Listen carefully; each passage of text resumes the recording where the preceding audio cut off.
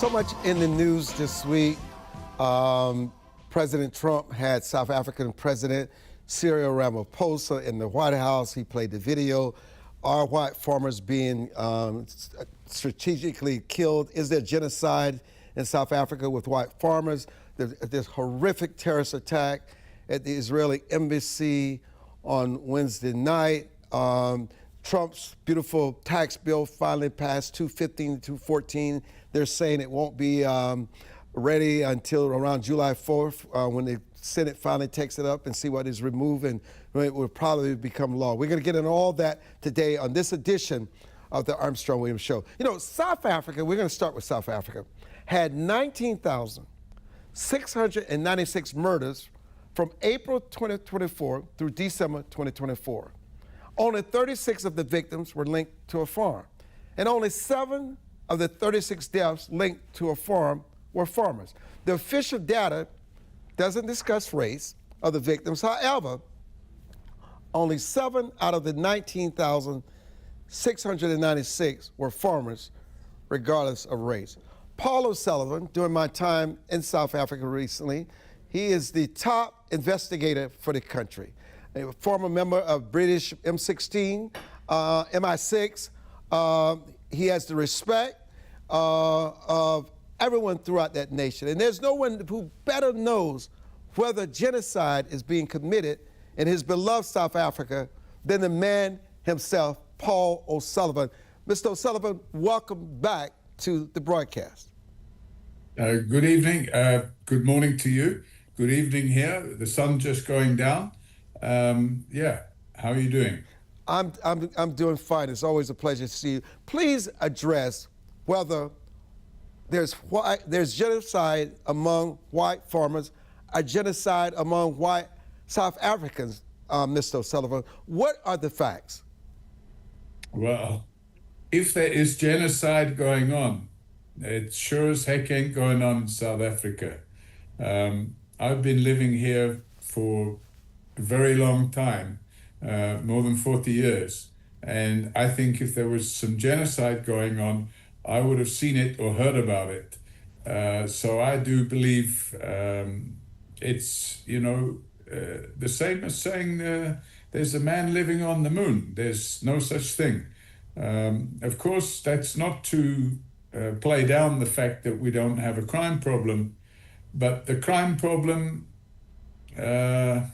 it's probably caused by the transition from apartheid to democracy. And when we transitioned from apartheid to democracy, the police powers were reduced quite substantially. Now people can get arrested for murder, and the next day they can be out on bail, and a week later they can be committing crime again. So there are some challenges, and I believe the government now realizes, thanks to your president, that the government now has to do something about it. I've been at them for quite a while to do something about it. In fact, I've contributed myself. I think, my organization has put quite a few guys behind bars. But no, the short and long of it is there's no white genocide or any other form of genocide going on in South Africa. Let me have you address this. I want to go back to the video that was shown in the White House. And I actually thought it was very disrespectful for our head of state to sort of ambush the sovereign of South Africa. Can you imagine if our president visited South Africa or France or the United Kingdom, and all of a sudden they played a video about Charlottesville or the accusations against our president? Can you imagine how outraged the people here in the United States would be? There's just a certain decorum that you show a head of state. With that being said, they showed these white crosses as if to indicate that all these farmers had been murdered. You had this man on this tape who is a part of a minority party who's losing votes by the days, and his influence is dwindling. But no one could address that at the time when they're watching this video, because people want to believe it because it was shown by our president of the United States. Did you consider much of that to be propaganda? And what about the white crosses showing that thousands of farmers had died? Well, Armstrong, I think, I can't speak for what your president does. He lives in a free world, the same as I do, and there's freedom of speech. But I do think it would have been useful if somebody would have told our president, by the way, we're going to show you a couple of videos and we're going to ask you to comment on them. Be that as it is, I've known our president for a very long time. I've known him since before democracy came in. And we even used to meet and have a meal at Wandy's restaurant in Soweto. And his children used to play 10-pin bowling with my children. So we go back a long way. And from what I know of Cyril, he's a pragmatic guy. He's not somebody to get his feathers ruffled quickly, thank God. He sat there and he listened to it, and I could see he was surprised. That was clear from his body language, but he handled it. And, we've got some crazy guys in this country, just like your country. I've seen some crazy things going on in the US of A. I mean, some guy lying on a rooftop trying to pop your president or your president-to-be, or somebody trying to shoot him while he's playing golf. So there are issues in every country in the world. There's no country in the world free of any issues whatsoever. Perhaps Greenland and places like that where there's virtually no crime. But for most of the world, you have issues with criminal syndicates and drug trafficking and murder and rape and all these sort of crimes taking place. And the reality is, yesterday evening, it would be yesterday evening your time, or the day before, I lose track of the days now, two staff members of the Israeli consulate in Washington on their way back from a museum, and they get shot. So it can happen anywhere in the world. But Julius Malema, he's a law unto himself. He's the sort of guy that tries to stop Parliament from operating, and he ends up getting thrown out of Parliament. The security are called and they have to put him out because he's rude. And the Speaker says you're expelled from Parliament, and he doesn't go. And eventually they have to bring security and put him out. And then all of his followers wander out with him, and and he makes a living out of saying insightful things like, let's take over the land, like let's kill the farmers, whatever these things that he does. Now, for the most part, nobody agrees with it. In fact, even his own followers are now asking him, listen, will you stop talking this nonsense? As for the crosses on the side of the road with the vehicles seen going past, that's a well-known event. That took place in South Africa about 5 years ago, where a couple on a farm were murdered. It was a farmer and his wife. They were murdered under unacceptable, well, any form of murder is unacceptable, but they were beaten before they were murdered. And the police did what the police had to do. They caught them. There were 4 of them involved, and 3 of them are now sitting in prison, and the other guy who offered to become a state witness was shot and killed before he able to go to court and testify. So, and the other 3 people who were involved in that crime, they're sitting behind bars, and I don't think they'll ever see the light of day again.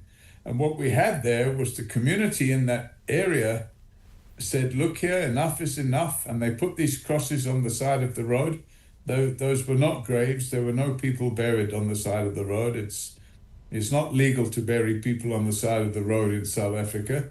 They put those crosses on the side of the road to demonstrate, and they drove past slowly. It wasn't a situation as had been misinformed to your president, whereby they were fellow farmers going past all the crosses or the graves to pay their respects to dead farmers. That wasn't the case. It was a protest, and that's how they made their protest. And to be honest with you, I think that's an acceptable thing to do, to express yourself in a way. But if somebody gets a video of that and they take it out of context, it can be misinterpreted. And that's what happened here. What role has misinformation, Mr. O'Sullivan, whether through social media or foreign commentators, played in shaping global perceptions about a so-called white genocide in South Africa? And can you also explain the historical roots of farm attacks and how they compare to the broader context of violent crime in your country? Well, Armstrong, the reality of the situation is any single murder is a murder too many. The reality of the situation in terms of white farmers are concerned, or farmers in general, is that in the last 25 years, I understand from figures that have been released that 2,690 odd farm owners or farm workers have been murdered. And of that, 70% of them were white. But if we look at crime across the board in South Africa, I would say somewhere between 80 and 85% of the murders that take place on an annual basis, it's African people that are dying. It's not white people that are dying. So, you know, maybe we can turn around and say there's black genocide going on. But the reality is there's definitely no white genocide going on. Paul O'Sullivan is our guest when we return on this special edition of the show. Larry Clayman and Scott Bolden will join us. I'm Armstrong Williams, and we'll be back.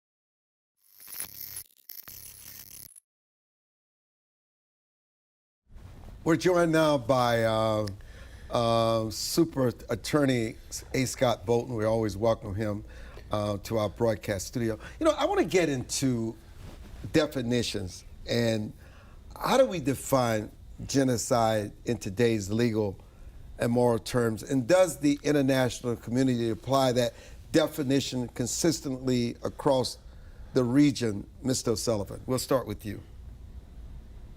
Well, I think I don't have it to hand right now. The United Nations and the International Criminal Court have defined genocide as the intentional, and we're not talking about murder, as the intentional killing of a group, whether it's a racial group, a religious group, or a group from a certain nationality, with the intention of removing that group from the earth.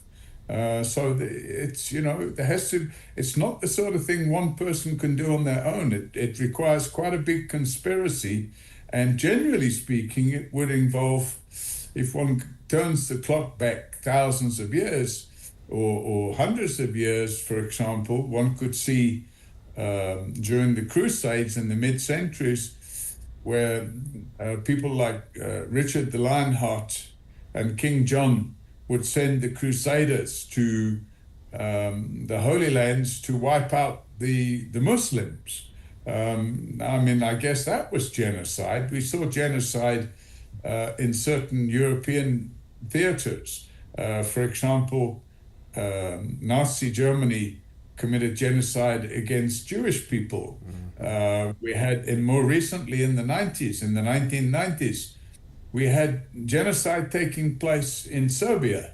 But there have been allegations of genocide taking place in Palestine, but I was quite surprised to hear yesterday that there's genocide taking place right here in South Africa. You know, and it's fascinating. I mean, even today, currently, Scott, we could go to southern Sudan, we could go to the Congo, we can go back and look at what happened to Rwanda, where almost 1 million people died. Mm-hmm. I mean, it's not as if we're talking about something, as Mr. O'Sullivan was discussing, that happened in the past. It still happens today. Yeah, you're absolutely right. And with Mr. O'Sullivan, I would offer a friendly amendment that genocide is government-sponsored. The sole intent is to eliminate a group of people based on their ethnicity or religion or race, creed, or color, but it is government-sponsored, usually emanating from a war, and that the sole purpose and intent of a killing of individual or individuals, wherever in this world, is purposeful, and the intent is solely to eliminate them as a group of people. It is ironic that this continues in whether it's in China or Africa or what used to be the former Burma, and yet the Western world and first world countries seem powerless or don't have the appetite, if you will, to address it, or even whether they can address it in any type of forceful way. Diplomatically, they certainly can, but there are very few levers of power. Many of these killings and these wars emanate from hundreds of years of disputes between different groups of people wherever they may occur. And those usually in power are extracting payback, but also death and destruction as a means of payback for prior wrongs, usually by both sides. You know, it's fascinating because Mr. O'Sullivan, from the ethnic cleansing of the Falun Gong, the Uyghurs in China, to the atrocities in Darfur and Tigray region, why has the global response often been delayed, muted, or outright absent, but all of a sudden the world can say genocide is being committed in South Africa and there's not a trace of it? Why don't they focus on where there's real genocide? Well, some reaction by Western powers to genocide, sometimes the reaction can be racist. When I say racist, not necessarily intentionally racist, but you would see a much quicker reaction to genocide taking place in Europe, for example, than you would if it's taking place in Africa. Now, if one looks at the genocide that took place in Rwanda, that went on for quite a long time. It also took place in Vietnam and Cambodia, with the Pol Pot regime. And, nobody really took any steps there until after. When it took place in Europe, well, the genocide against the Jews went on for a long time, and it resulted, or not resulted in, but it was part and parcel of the Second World War. The genocide that took place in Serbia, it was only after the British and the Americans had seen TV images, because then there wasn't any social media like we have today. It was only after they'd seen TV images of what was going on in Serbia that they put together a force and went in there to stop the genocide. And in some respects, they managed to stop it immediately and bring the people to justice. But sometimes the reaction is too slow. And the result from that is that people lose their lives before the genocide can be stopped. Yeah, I would agree for the most part with my colleague, although I would clarify that there's no such thing as unintentional racism. Racism is intentional and put forth by people in control of another group of people, and the fact that they have that control, they're eliminating them or oppressing them simply because of the color of their skin. That being said, I think it has everything to do with racism and white privilege when the United States and how they look towards the darker continent, a darker people in Africa. Africa's the most exploited continent in the history of this world because of their great resources. They have been colonized. Many are independent and still live under some of the badges of colonialism and are still being exploited by first world countries, including the exploitation of many African countries now by China itself, and how they are exploiting those resources and how the U.S. is allowing that to happen. And so that's another discussion. But at the same time, though, it's very difficult. Racism is one part of it, but the other part is how do I go and impose my will?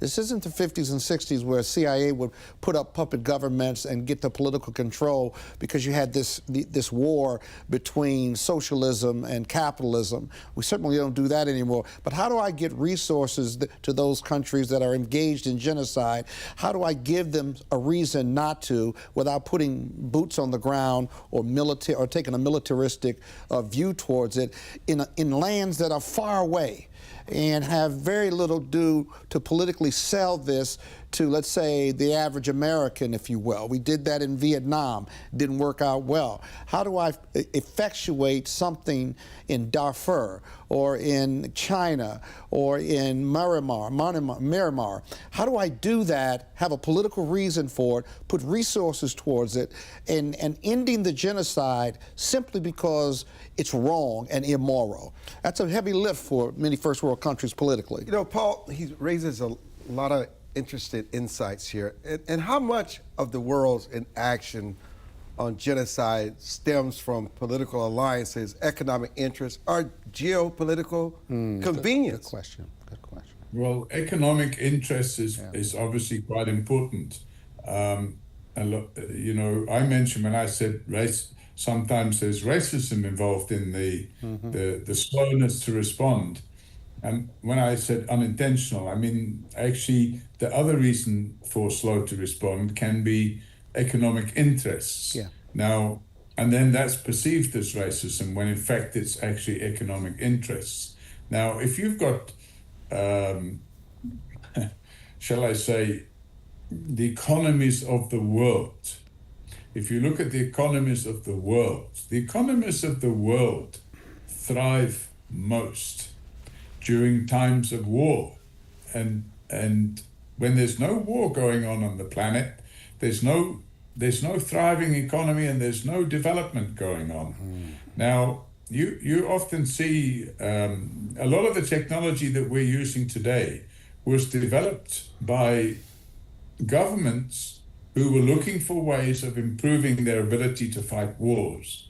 And I'm talking about all sorts of technology, including aircraft, wireless technology like cellular phones, all this type of technology. Radar was developed during the Second World War. Radar enables planes to land safely in thick fog.